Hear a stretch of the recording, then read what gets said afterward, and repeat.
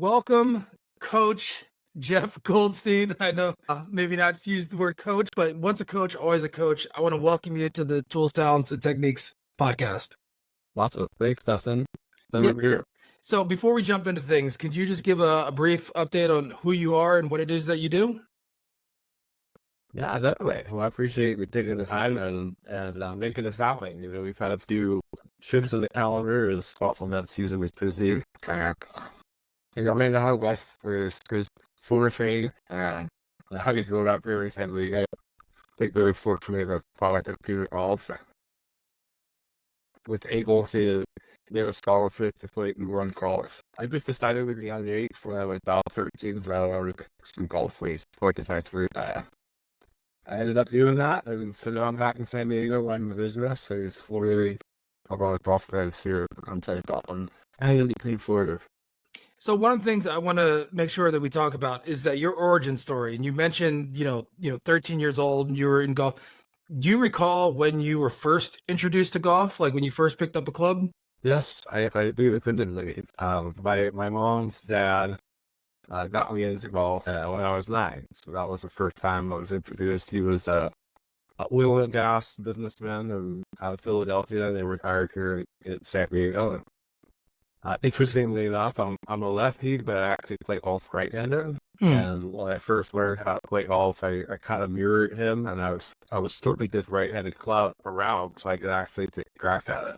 And he said, "Why don't we just put me in the right-handed club and see what happens?" Lo and behold, a few weeks later, we went to a golf shop and, looking at a set of clubs, and there were 75 right-handed sets, and there were one lefty. I'm gonna go choose the other ones over there. So that's how I got started with golf. I played soccer and some other sports when I was a younger kid, but I didn't get hurt. I knew golf was one of those things. I couldn't really get hurt. If the sun was out, I was practicing and striking balls at the community golf center where I grew up in San Diego. I used to walk to the greens and strike balls, and that's how I learned how to play golf. And so you mentioned the other sport that you were getting injured. Did you love golf right away? Or was it something that you were like, okay, I'm not getting hurt and I'm kind of good at it? Like, what was your initial relationship with golf? When I came to soccer, I was pretty decent, and my brother was an elite soccer player as well. He's 5 years older, but it was something that you had to have other people to hang out with and practice with, right? So you got to take it to someone else or block a shot, whatever it was. And golf, I just realized that if I was going to make a run at turning professional at some point down the road, it was on me. I mean, it was something like I practiced as hard as I wanted to. And by the time I was like 10 years old was my first tournament that I got into in San Diego. Hung around with Tiger and a lot of the guys that are very famous in the world of golf. So we all played competitive figure golf against one another. And I kind of saw from afar like how good these guys were at very young age. Mickelson, Pat Perez, and lots of Chris Riley, who's a friend of mine here, just qualified for the U.S. Senior Open. So it's on Riles. I do actually like the U.S. and right now parents. Yeah, we said it allowed me how they're at. So one of the things that you mentioned is that you started when you were 9, and then you competed in your first tournament when you were 10. So you went right to like, I'm working on this too. I'm going to compete. Well, I'm afraid no way goes nowhere jerk. So the things that perspective. And the only way you can tee it up is if you, or the only way you can win is if you tee it up, right? I like that. My mom was a big proponent in getting me to get out there, test the waters a little bit. And I mean, how do you know if you stack up against competition if you're not playing in competitive events? And junior golf was, San Diego junior golf, looking back at it, is one of those most major organizations. Now you have the Pro States Academy just down the way from where I live in Toledo. If you play, back on 3/5. So junior golf is flourishing all throughout the world. It's absolutely astounding of where it was back then. Let's face it, I'm 50 now, so I've been around golf for many years, and man, that big guy, from 10, 11, 12, that's really when I started getting into pure golf, and Mickelson and Tiger has wallet share on me. Charlie Hoffman, they all have wallet share on me. So it was one of those things like, I'll make that good where I'm not losing my money all the time on the chipping. So as you're 10, 11, 12, when did you say, and if you did, I'm not sure, that you were like, this is what I'm doing? Were there still other sports in the picture, or was it just all golf? As I come home to me, it was like the last injury that I got hurt playing soccer. I mean, I'm 6'7", I weigh about 225 right now, and at that time I was 5'7", I weighed 95. So let's be Mm. real, like soccer is not the greatest thing to be on as a state kid. So yeah, at the time I was 13, that's when I said, you know what? If there's daylight outside, it's not lightning and thunderstorms, like out seriously. Yeah, I did. I knew that that's what I wanted to do, and I set my sights on playing collegiate golf and eventually turning pro at some point. I didn't want to. Those were my long-term goals. For sure. Okay, and you mentioned that you grew from 5'7" to 6'7". How many Yeah, set? I mean, did you just outgrow your clubs every 6 months? Like, how did that work, or do you just have to hunch over every time? yeah. Between my sophomore and junior year of high school, during that summer, I grew. I came in that year at about 6'5", so I went from like 5. I think I was 5'10" when I was 15, and then that summer it's like, whoop, like what happened to? Now all of a sudden, all the ball coach wants to talk to me, right? And I'll do the golf, like good. Uh, yeah, that's what happened. So my clubs were, I'm not through a few iterations of a little over scattered irons, and that's the other thing with longer clubs. The swing weights are different. There's just a lot of ways that back then in the early 90s that you didn't really know technology. And nowadays it's a little different. Yeah. So, Technology off right now, it's kind of like cheating. Like, let's be real. It's so well, good. I'd love to dive deep into this and about the evolution of golf and what you're seeing out here. But before we talk about the technology part of it, are there any things that you would see in all of your playing, your coaching, your being involved with the sport? Are there things that stand out that is a huge misconception or that people do wrong? And there may be a litany of things. It's probably a long list. Things that I like think we you broke out see there that just a little.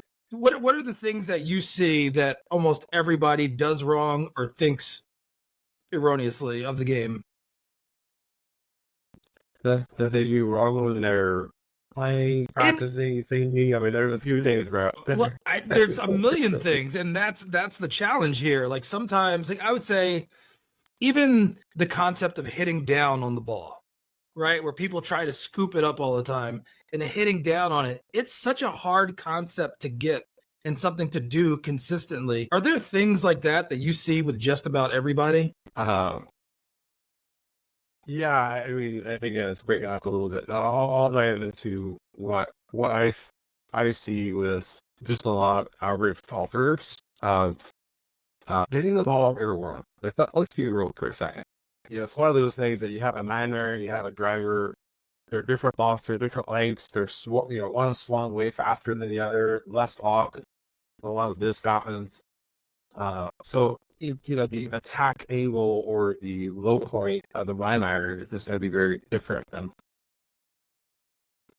So for someone to jump into the game and start thinking about that and say, oh wow, so a miner, the angle is going down. A driver, it's a level going up. So and again, I feel that coming back to 1991, 1992, we learned golf swings from magazines. Like we were looking at a full-page spread of the magazine of what Jack Nicklaus was doing in his takeaway from start to, 2 feet back, to parallel to up at the top. Like that's two-dimensional, right? So I think the biggest win in golf, I mean, let's face it, since 2003 is the innovation of launch monitors and what a lot of these companies have done to give people a 3D analysis that's out there. When you videos on an iPhone, whether it's down the line or face on, you're only getting 2 dimensions. Just like Hmm. looking at a magazine, we're only getting 2 dimensions, right? When you're looking through the lens of a launch monitor, you actually see what that attack angle look like? Let's say. I hope that answers your question specifically. And as you know, most four letter words decide what word you want to use when it comes to, sometimes it's really amazing, sometimes it's not. But, yeah, I think with the innovation of technology, like we're in for a really cool ride with this. So let's talk about the advancements in the actual equipment as well, right? Because you have the monitor, you have, the actual clubs themselves, right? The balls and the clubs. Tell me about your perspective in seeing that journey and what really jumps out and what makes the biggest difference. How much time now? You know, wow, again, what a great question. So I was fortunate that I was recruited quite often at ECU with him, and my college ball coach best friend was Sam Sneak. So Sam and I had some time to spend when he was alive in his latter years. And the biggest thing, and I'm going to use it words right now. So the golf ball has been one of the best transcending innovations over time. What they played with all back then was just not good. Let's be real. And unless you were on tour golf balls back then in the 90s, versus what the regular golfers were playing, golf balls used to like, we wanted to see the takeoff when a driver was hit with a persimmon wood. Not many people that are in golf right now, what persimmon wood are. Go play Coat Hill and have more persimmon. You go out there and play old school clubs and see how you do. Really? Tiny little head. It's like, yeah. Wait, at Goat Hill in Oceanside, they have that? Yeah, you can actually bring your old school clubs out there and play around in golf with persimmon heads and blades that were way back. Sam Snead irons or Ben Owen irons. Those clubs. Doc Rapus was not playing with these massive, ended irons or drivers. Like, those guys were doing that, but it's just the equipment that was so different than it is today. So different. I mean, it makes sense. But one of the things, do you see if a beginner or intermediate golfer going into it, where should they focus their time, money, and effort first? I mean, is it like, hey, get the lessons first, or get the clubs, or you need a better ball, or you need what are the steps that they take? Ooh, yeah, for with the COVID loot, right? A lot of these people that came into golf because there was nothing else to do. They closed the ocean, right? You could go to the ocean, you couldn't go play golf with someone. But I would always taught that you work from the green backwards, and if you're able to understand time and understand green side action, how the ball reacted from 2, 3, 4, 10 yards off the green. Let's be real. Numbers justify things. If you play 18 holes of golf and you shoot that every green, that's 36 putts. The ultimately your score is going to go down. Let's just be real. Instead of having 18 2-putts, if you sprinkle in 6 1-putts and go 3 putts, well, you just phase out some strokes. Around it, again, like you play career pies, you like walk around the ball. You can literally hit 14 drivers off of 18 holes because the par 4s and par 5s allow you to do that. So, as good as Tiger was in his day, he wasn't able to skip a hole. So you couldn't take one of those tee shots in your pocket and say, guys, I'm just going to play 17 today, not 18. And you actually have to hit 14 drivers on 40 shots. That's a static number. So between driver and putter, you have 50 shots that are accounted for in essence, right? And if you disagree, whether you use your related to your right arm, wherever it is to your arm. So I'll steal a line from Billy Casper, back to the country club. He would be out there and walking on the range, and guys are whacking 4 irons and 6 irons and all this stuff. And to those guys over there, they're practicing their mistakes. All right, you don't hit many 4 irons. You don't hit that many 7 irons. Like, go out there and go play Kalina. Go play Mission Bay. Go play Tekalori. Like a new person, that's where they need to be at Kalina. Yeah. Learning how to get the ball now, for sure. Yeah, that makes a lot of sense, especially like you go back to the numbers. Which club are you using the most? And like you said, it's the putter, right? And then after that, it's the wedges, it's the nines, it's the man. That's so important. But I also you found well, it sounds like, and what you told me before, there's certain things that you were like, nope, I use this. Like for example, for the ball, you mentioned you use Pro V1s. That's your ball, right? For a long time, growing up, I was a Titleist guy, and when the professional came out back in the day, a lot of the people know that the professional was the iteration before the Pro V. The Pro V1, I feel, really changed things. And I think it was 99, 2000 when it came out. I was on the Uber store, and that's when I had the ability to actually play really, really all on. And over time, I did some testing with the TP5. I think that's an excellent. All like golf balls they're all so really good. They Yeah. really are. Okay. Um, right now I'm been fortunate to play where we won. I still think it's the best golf ball out there, and for my game, okay, Sure. for my game. Now I've been doing some work with the team over at Encore Golf out of Buffalo, Steve and his team, and they have absolutely fantastic line of golf balls. For people who are reading the game and also testing their spin rates on TrackMan and getting some bid numbers, and that is something for the average golfer. Like, let's be real, like, golf balls are not $1.25 a ball. They said it be a $4 or $5 per ball, and some people don't have that budget. So it's all relative to the hurt. Yeah. As far as the technology, going back to what you mentioned about TrackMan, I don't know about the competition for TrackMan or what else is out there, but from when you first saw it to where it is now, like what is it that it does as far as the type of feedback that it gives you? Like where is the most value that it provides? Yeah. I'm a fan. I'm a fan of launch monitors and radar, and I think based on the time that we have, it's just a very, very broad topic.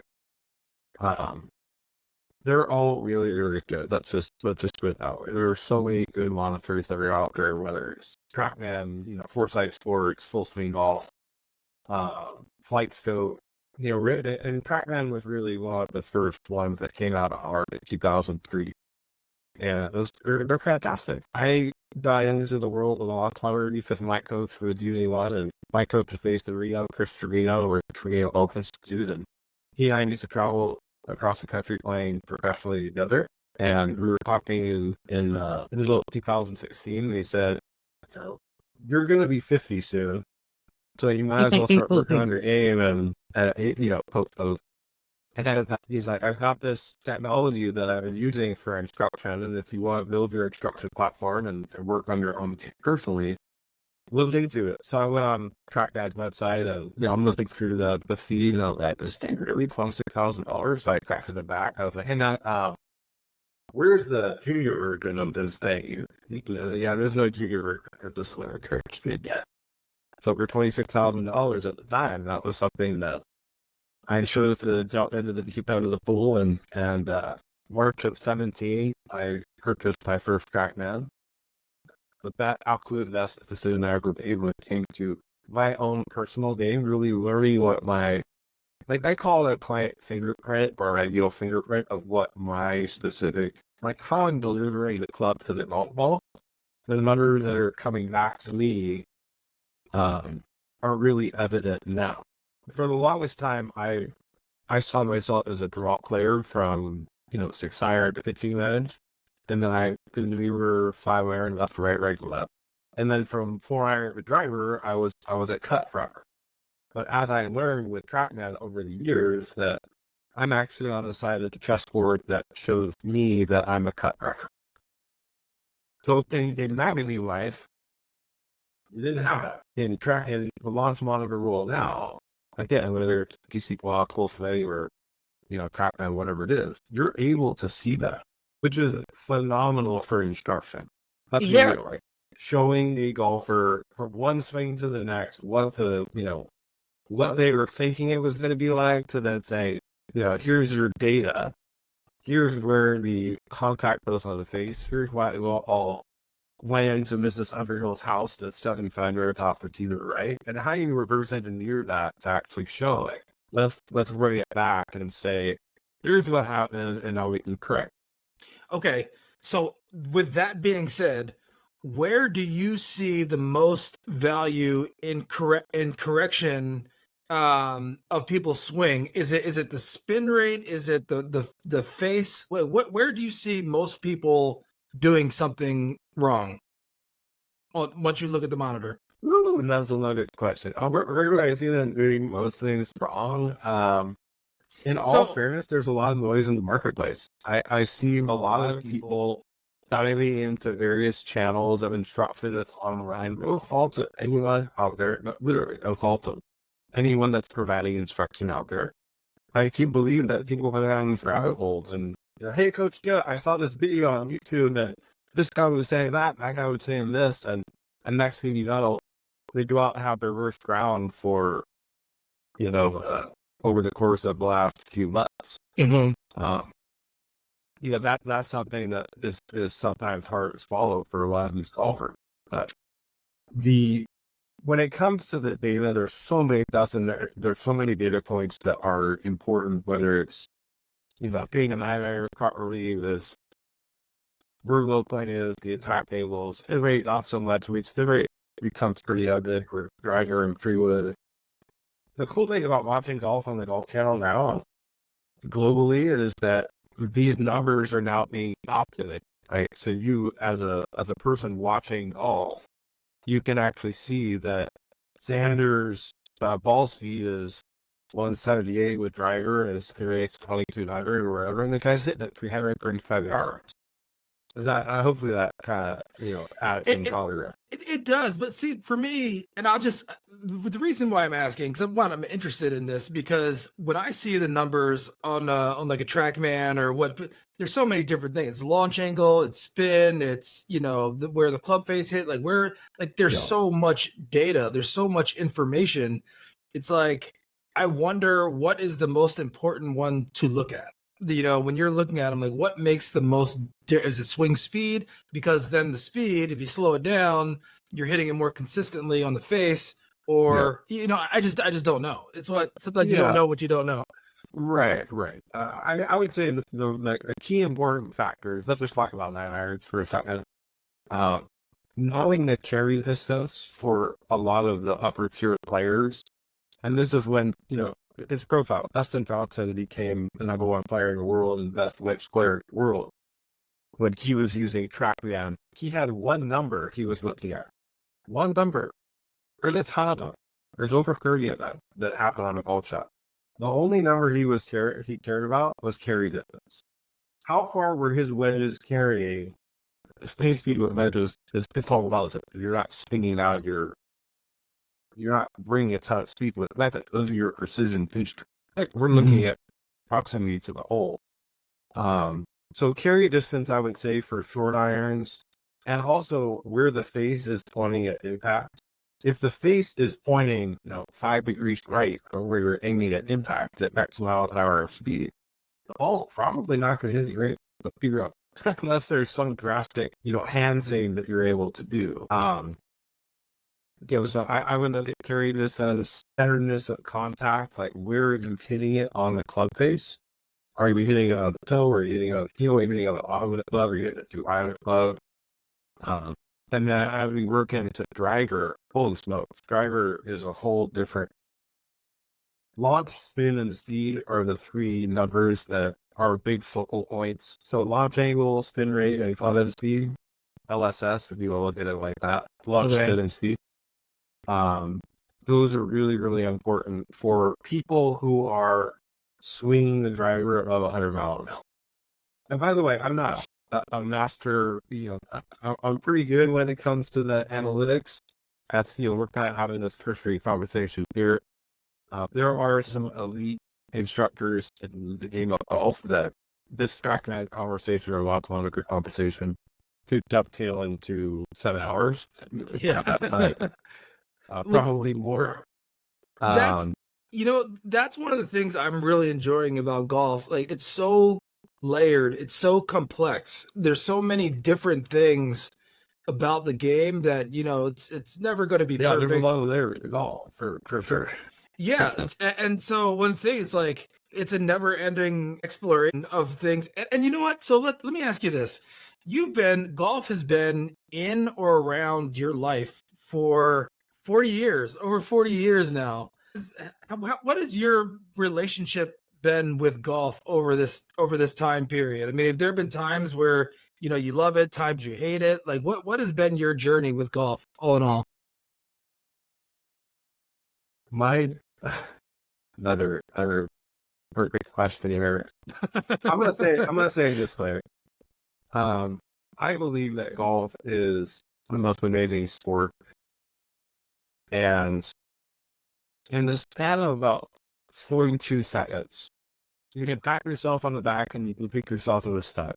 I don't know another sport or another hobby that you can just go from you're in the penthouse and then you're in the outhouse, right? I mean, it just puts things in perspective of how good you think you are, and when it all doesn't cooperate, it's just, oh man, it's this love relationship, and there's millions of golfers out there that can, we're probably all on the same page. Like one moment you think you have it, the next moment you don't.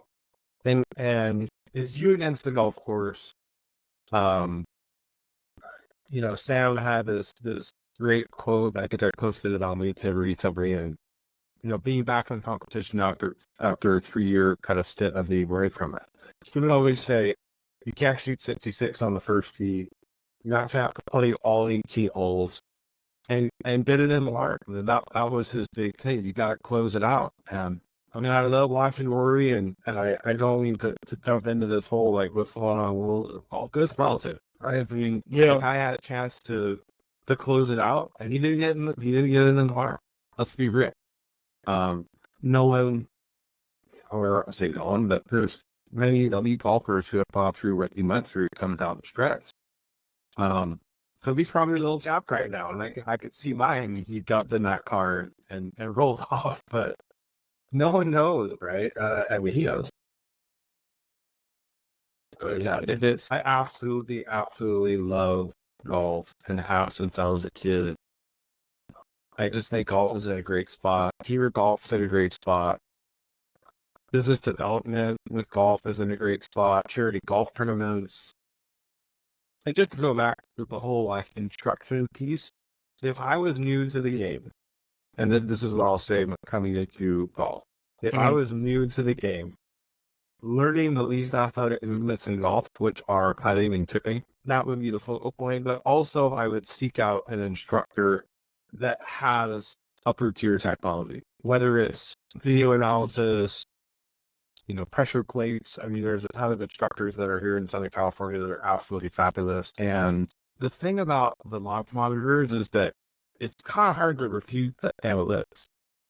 Like our eyes, we're looking at someone hit an iron on the range. Yeah, I mean, it went 150 yards in the air, but why did it draw 31 feet? So we can now uncover that. Okay. One of the things that, like, all the information, the data, the analytics, and where the game is going, I'm really, what there's a difference between when you see somebody who's very technical and somebody who just has it, like that smooth swing. And the same thing for other sports too. Like in basketball, someone has their own style, right? But when you see people that can put it together, like both things, like they have their own flow, their own style, but they're also analytical. They also use the technology. I'm really looking out to see who's next, who's coming up in the sport, and who's able to put all those things together. Like, will there be another Tiger Woods? Like, is there somebody else that's coming up? Is there anybody that you see on the junior circuit? Do you pay attention to the juniors? I honestly, I've been out of competitive golf for a while now, and just kind of watching who's coming up. But what I would say is, when I met people on the tee box and they see a track man that they're about ready to to get. I had multiple people say, I just bought my son or daughter a love tournament, and they're getting ready to go play in the junior world or whatever it is, a global golf tournament. Like, that to me right there is how many parents are investing in their kids at a young age to give them what we didn't have. Like, let's be real. I mean, prior when we were growing up and playing professionally, like, we were out there trying to figure it out. We weren't given at the time because it just didn't exist. We weren't given that feedback of what it is now, where a junior golfer can go out on the range and set out and do a TrackMan combine and compare their numbers to, here's what the numbers are of global tour players. Here's what the numbers are for a mini tour player. Here's collegiate D1. Here's a scratch player. Here's a 3 to 10 handicap, right? So you can actually, on a global level now, which is phenomenal, compare yourself to another player or players all across the world to see how you stack up. That to me right there in itself spans the learning curve. It makes it a lot quicker for people. And it also eases the frustration. Frustration and golf go together, but let's be real. I think it expedites the learning curve. You know, the fact that it is global and the communication between people and sharing of information globally, like you mentioned, I think is really an important thing because that's how things build on each other. And I know in basketball, you look back, you look at the dunks that people are doing now in basketball. I mean, a lot of that's because I believe of YouTube and clips and sharing, because one person sees what, you know, Vince Carter does and they're like, oh, I can do that. I bet you I can do that with a spin, or I bet you I can put it between my legs backwards and do that. And everybody is building off of what came before. And so that's really exciting, to your point, that people can share the data and what people are doing and then try to do better. And that goes back to your initial point about competition. Until you're comparing it to somebody else, you know, how are you going to know where you stand? Yeah. And I will throw this in there as well. I'm not a player. I don't have kids, but there aren't enough parents with Mike Phillips. He coaches elite theater golfers in Reno, and a lot of parents think that their kid starting golf is like or will take it to a scholarship. Doesn't matter if it's boy or girl. Getting them involved in junior golf at a young age and working with an instructor that has the analytics to show. And it's plain and simple. If you want your child to be offered a D1, D2, D3 scholarship at, you know, some college in the country, they have to possess certain capabilities on the golf course. Like, you just can't go out there and say, Johnny went out and shot 76 and he's going to look back by XYZ University. Well, Johnny shoots 66 3 times in the span of a month. Okay, and here's his combine report, and here's what he's back. Here's his club SP with driver. Right, those are the elements that a lot of these coaches are looking for across the country, and also international. You know that golf is such an international game now. It's it has been for many years. And you asked the up and coming people who are out there. I mean, there are so many good players that are coming out, and at the end of the day, I would say half a shot around over the course of 4 rounds. Whoever can capitalize on that half a shot is probably going to be someone that is winning consistently out there. I mean, you look at the Mac won the Common Desert Finance. I mean, that hasn't happened in how many years? I don't know what the number was that they threw out. Or an amateur, I think they used to was it one night. With the Grand Wonka. The kids growing up right now playing golf, very good spot. Good technology, and they're pretty young good. So, I know you mentioned previously like some of the organizations that you worked with, and I know with that tournament that you did at First Tee, has a program. Are there anything as far as like these youth programs, things that stand out besides just the data and the analytics? Is there anything that you see that youth that are getting into golf should be more mindful of, or anybody that does things better than somebody else for any reason? Yeah, I would say, again, I'm a San Diego Junior Golf alumni, so I'm a product of that platform, which I still think is one of the best on the West Coast. And Pro Kids, the first few San Diego, Curtis and Daniel are over there, and Marcel, they're amazing what they've been doing. And my buddy Chris Neal runs Future Champions Golf here, and he's actually over at Stadium. He's had an amazing platform of getting golfers ready for collegiate level and mini tour and eventually training pro. But even, when you get to those high levels, like the kids already have to be playing pretty darn good. To get into the game, I would say there are some junior programs. They actually, the Pro Kids First Tee San Diego has an F3 facility up in Oceanside. They have another property up there. But yeah, I mean, just kind of seeking out where the kids do kind of get into the game. Uh, being prepared for competition.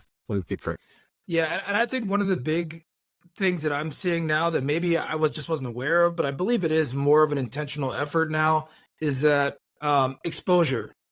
Kids being exposed to golf from different areas, from different socioeconomic arenas. I just feel like I'm seeing more of that, and maybe it's just because of the pools that I swim in now, that I'm just seeing it more. But I do feel like there's an intentional effort for more people to get involved in the sport, because and it's so amazing. There's so much to it: the physical, the mental, the sense of camaraderie, the community.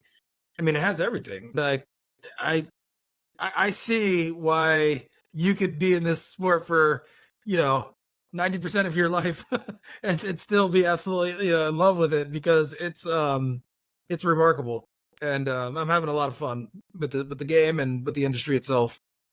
Yeah, but, I mean, golf is absolutely fantastic. It truly is. I'm a fan of what you're doing, what you're bringing to the, fresh pair of eyes, fresh pair of ears that they come to the game. And we talked about this before, that looking through a different pair of binoculars, like when you're Mhm. able to take people on the course and talk through a golf shot or just a strategy of how to, uh, from teeing the golf ball out to where you should be putting, probably you're on the, particular pin position. That's a lot of things that I think has been, uh, there's hitting the golf ball, there's playing the game. They're very different. Mm. And we get people on the golf course to actually play the game, and how do you mark your golf ball? How do you fix a divot? Those are some things that get people on the golf course. And that's why I love Kalina. And you can go out there and walk 18 holes in an hour and 35 minutes. Let's be real. And walk. That's the other thing. I think a lot of these fanatics out there, people are out there riding in carts. It kind of, it's a little different than actually walking and Yeah. being able to kind of just embrace nature. But that's another part of the beauty of this. It's You could do both. There's a place for each. There's a time for a walk in the park, and there's a time to ride around and just hoot and holler and have fun with your friend. And you can do both. And it's the same sport, just a different aspect of it. So, hey, listen, Yeah. before we go, Geoff, first of all, I want to say thank you for your time, for sharing your experience and like everything that you've done with golf, and you continue to push things forward for the sport and for the community of golf. Is there anything that you want to leave with here? Anything that you want to give the listeners, and also where can everybody find you? No, I appreciate that. I mean, grateful to hear and sharing some ideas. We've heard a lot of topics here. And now being in the business world and running my own company and being a solopreneur and whatever you want to call it, that you and I are very similar paths with. There's so many great, just to talk a little bit about golf events and nonprofits in Southern California.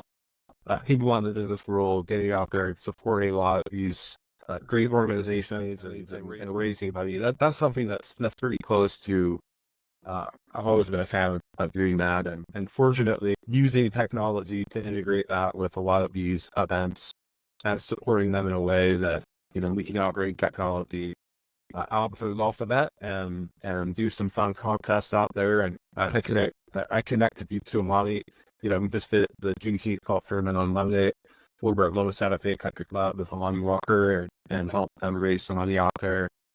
These people get out there and play golf, right? Just get out there and smell the grass and enjoy the camaraderie, and that's something that's really, really cool. You can follow me on LinkedIn. That's a great source to connect with me. I'm always open to connections and learning more about other events across the country that we can support. And yeah, just get out there and keep playing. Yeah, so I will have all of your connection notes and then where to find you in the show notes here. But again, I really love what you're doing, Geoff. I appreciate it. Appreciate your friendship. And yeah, I'll talk to you soon. Thank you again for your time. All right, Justin. Thanks so much. It really, really did.